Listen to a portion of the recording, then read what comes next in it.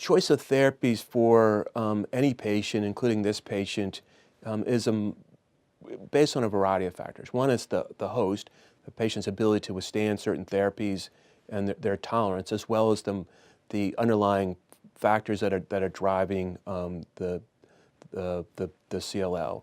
So this patient, otherwise healthy, sort of a typical age for someone with CLL, being 70, in the mid-70s after their first relapse. I think this patient is very representative of most patients that we would see with chronic lymphocytic leukemia.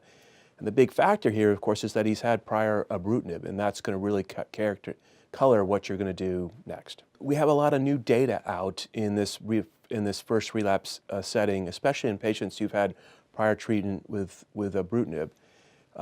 There are a variety of options for this patient, but probably in my mind, the best would be the combination of venetoclax with rituximab based on the Murano data that's been recently presented and published.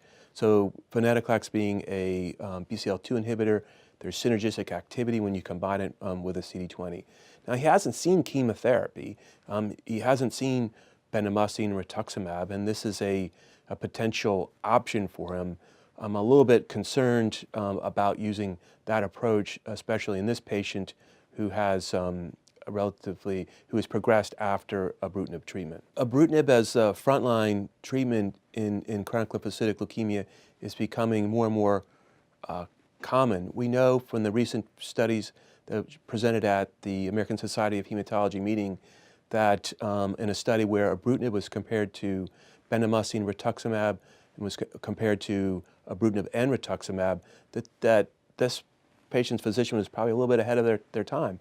The results are really very good. We know that an Ibrutinib containing regimen compared to bendamustine rituximab produce a superior progression-free survival advantage than using the chemotherapy. Previous studies had compared Ibrutinib to relatively less chemotherapy, so for instance like chlorambucil, and obviously Ibrutinib was superior to those type of regimens. But in a more classic regimen, bendamustine rituximab is more commonly used in the community. And here this study from the intergroup presentation showed that Ibrutinib was superior to combination chemotherapy. The other question that comes up is, well, should I be combining Ibrutinib with rituximab? And we've seen previous studies, such as data from the MD Anderson, where it calls into question whether Ibrutinib with rituximab is really beneficial over Ibrutinib alone. Now we have randomized phase 3 data that shows that the addition of rituximab to Ibrutinib is not superior to Ibrutinib alone. And so I think this patient got very good and very appropriate frontline therapy.